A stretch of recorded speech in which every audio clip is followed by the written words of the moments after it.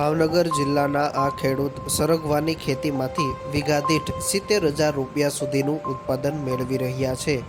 હાલના સમયમાં જોઈએ તો ખેડૂતો હવે રાસાયણિક ખેતી છોડી પ્રાકૃતિક ખેતી તરફ વળ્યા છે। કેટલાક ખેડૂતો પ્રાકૃતિક ખેતી અપનાવી તેમાંથી લાખો રૂપિયાનું ઉત્પાદન પણ મેળવી રહ્યા છે।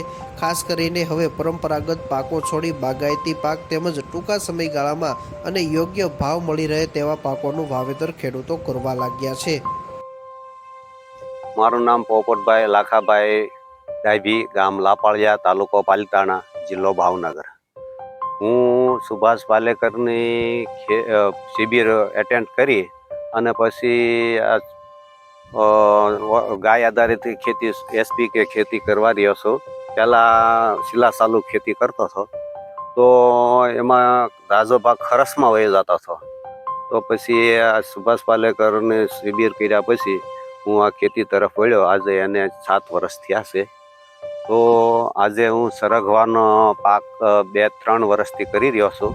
તો એની અંદર 10 પરણી અર્ક, પછી અગ્નિસ્ત્ર અને બ્રહ્માસ્ત્ર જેવા અસ્ત્રો દવાઓ બનાવી જાતે બનાવી અને એની અંદર છંટકાવ કરી રહ્યો છું।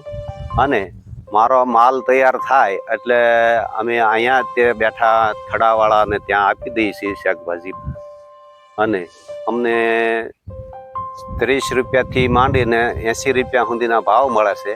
અને એમાં અમારા અંદાજે વીઘે 60,000થી 70,000 રૂપિયાનો વીઘો અમને સૂજી રહેશે અને સારું એવું ઉત્પાદન વીઘો મળી રહેશે।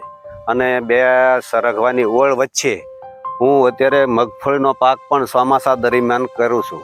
તો એમાં પણ મને 12 મહિનાનું પોતાને થાય એ રીતે સિંગ તેલ ખાવા માટે તૈયાર થઈ જાય છે। અને પાલો વધે એ ગાયોના ઘાસચારા માટે આખા વર્ષ દરમિયાન સારામાં સારો તૈયાર થઈ જાય છે। આ રીતે ખેતી કરી રહ્યો છું અને મને બહુ મજા આવે છે આમાં અને સારું એવું બેનિફિટ મને મળી રહ્યું છે।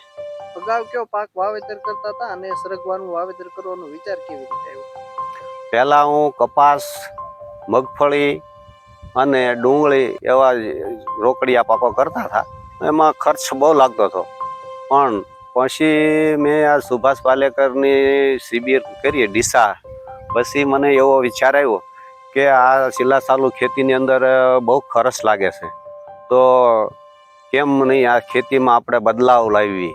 આજની માંગ છે કે ભાઈ ઝાર વગરનું તૈયાર કરવાથી સારામાં સારી ડિમાન્ડ આવી રહી છે। તો મને એવું થયું કે ચાલો આપણે થોડુંક બાગાયત તરફ વળીએ કે જેથી કરીને આપણને બીજા ખર્ચાઓ ખેતી ખર્ચ ઓછા લાગે અને આપણને બીજા ખેતી કરતાં તે સારું એવું ઉત્પાદન વધારે મળતું રહેતું હોય તો એ કરવામાં આપણને કશો વાંધો નહીં। એટલે હું આ બાગાયત ખેતી કરવા રહ્યો છું અને સારું એવું કમાઉં છું।